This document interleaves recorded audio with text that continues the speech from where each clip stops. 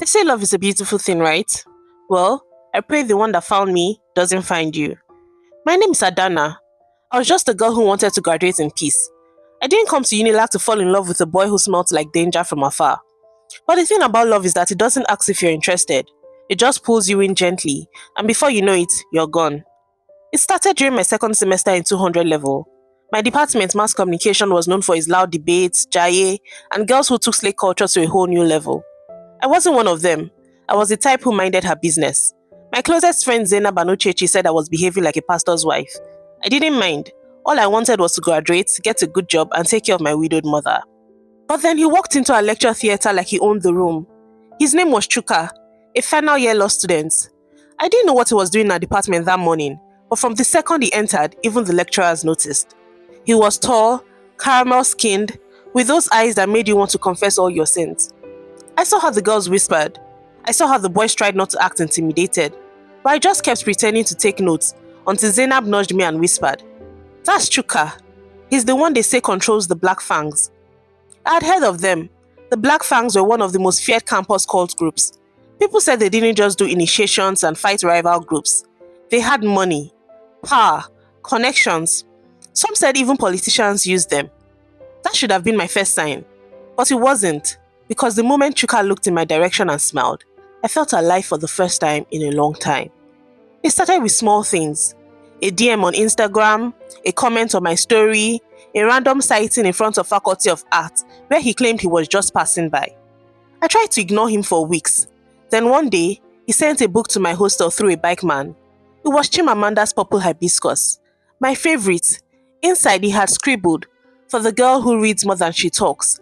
That night, I sat on my bed holding the book like it was made of gold. No one had ever paid that kind of attention to who I was, not just what I looked like. He didn't rush me. He just stayed around, showing up after class, waiting by the department gate. He would buy me fried yam and pepper sauce. Sometimes he would walk me halfway to my hostel, never crossing the gate, never pushing. Then one day, he held my hand and said, "You know I'd never hurt you, right?" I nodded. I believed him, even though I knew who he was, even though I had heard the stories. The way he looked at me made me feel safe. But looking back, maybe it's just what I wanted to believe. The first time I saw him angry was the night of the faculty dinner. A guy from another department tried to dance too close to me, and before I could even push him away, Chuka had dragged him out of the hall. I quickly ran after him to explain the situation, but before I could even utter a word, Chuka was beating this guy like his life depended on it. Two other boys stood in black beside him, just watching. I screamed his name countless times. When he finally turned, he just looked at me with ice cold eyes and said, "You're not like them. Do not ever come to places like this without me." After that night, I stopped going to events. I told myself it was fine, that it was just jealousy. But the way Zainab looked at me changed. Uchechi told me in private, "Don't let this guy isolate you. This is how it starts." But did I listen? Of course not. Love was shocking me. It was a Thursday night. The campus was unusually quiet. I had just finished night class and was walking back to my hostel when a car pulled up beside me. The door opened and I heard a voice say, "Get in." Before I could figure out what was happening, two Max boys dragged me into the car. They covered my head and drove for what felt like hours. When they pulled the cloth off, we were in a room that smelled like old blood. One of them slapped me. The other asked, "Where is he hiding?" I didn't understand. I cried and begged. These boys beat shege out of me. They said Chuka had crossed them, that he had taken something, that since he was hiding, they would use me to draw him out. By the time they let me go, it was morning. I had bruises all over my body. I limped to the hostel and lied that I fell. Chuka came that evening. When he saw my face, he didn't speak. He just turned and left. That night, 3 boys were found dead behind the old law theatre. Security tightened. Rumors spread like wildfire.